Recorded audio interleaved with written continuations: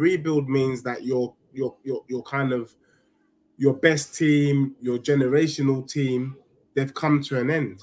There's always a nutrition rate in football. When Tottenham was under Pochettino, Pochettino told us the year that we got to the Champions League final that Tottenham would need a painful rebuild. And he stressed the word painful. In order to keep Tottenham competitive, we would need to spend and we would need to cull the squad that we had. That was ignored by Daniel Levy. And the disaster that Pochettino had predicted came to pass. That's why, for Spurs fans, Pochettino will always be a legend, because he told us what was lying ahead. He told us what the day after tomorrow would look like, and it came to pass. Unlike Arsenal, who we know what they did last summer. So, for me, that is a rebuild when that team has a nutrition. Liverpool, you know they're going to lose Salah soon. They're going to lose... well, they lost Mane. They had to rebuild their midfield this season. That's a rebuild. Their midfield is a rebuild. Tottenham, we're going to have to build an attacking force that doesn't have Son. You know, we've lost Kane already. You know, we rebuilt our defense.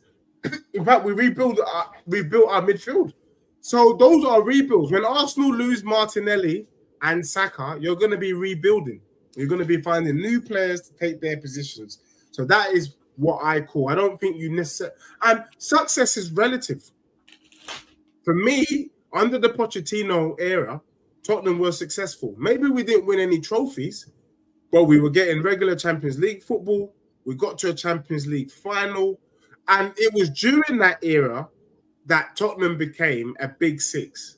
So for me, that is success in itself. Had Pochettino not delivered the goods at Spurs... Okay, he didn't win a trophy, but he you know, we were respected. We were feared. People were fearing us all around the world. Then we wouldn't be having this conversation. We wouldn't be coming out with chess. We wouldn't be part of the big six. So I think it's all relative. Arsenal fans will tell you they were successful just winning the Community Shield. Now, for me, the Community Shield is as dusty as Tutankhamun's coffin. I won't be shaking my bum for a Community Shield. But we have Arsenal fans shaking their bum for that trophy, which is the first question coming from AFC Always. The big up to AFC Always in the building. He says, Deji, raise your standards and demand more from your dusty football club. I am demanding more.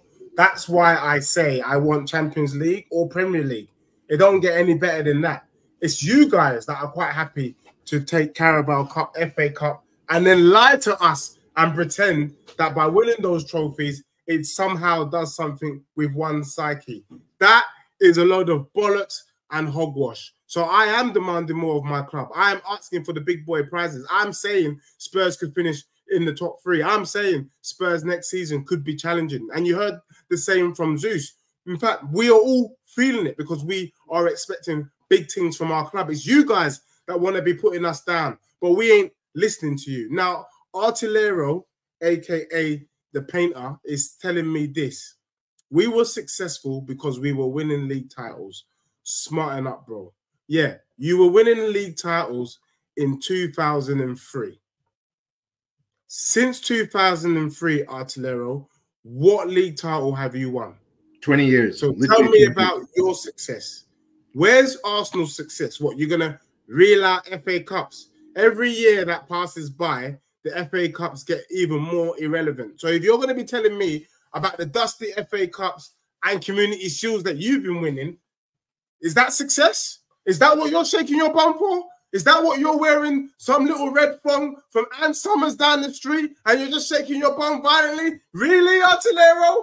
Me? I'd rather not, mate. That is shameless. You want to call me shameless? That is shameless. I'm not having that. You, Artillero, should have bigger standards for your club.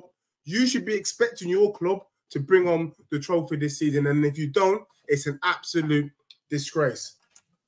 However, though, I will say this. Arsenal were dusty in season 1. They finished 8th. Then they finished 8th again. I think they had a 5th place finish. And then last year, we all know what happened last year. And this year, in theory, they've given Arteta time. They've given him 5 years to be able to get to where they are. And on one hand, you've got to respect the faith because Daniel Levy showed no faith. Pochettino had 3 bad months, and despite all the success he brought to our club, they got rid of him. So the question I ask you, Zeus, at this point is, how much time, let's say Postecoglou doesn't win anything next season, how much time can we give Postecoglou realistically?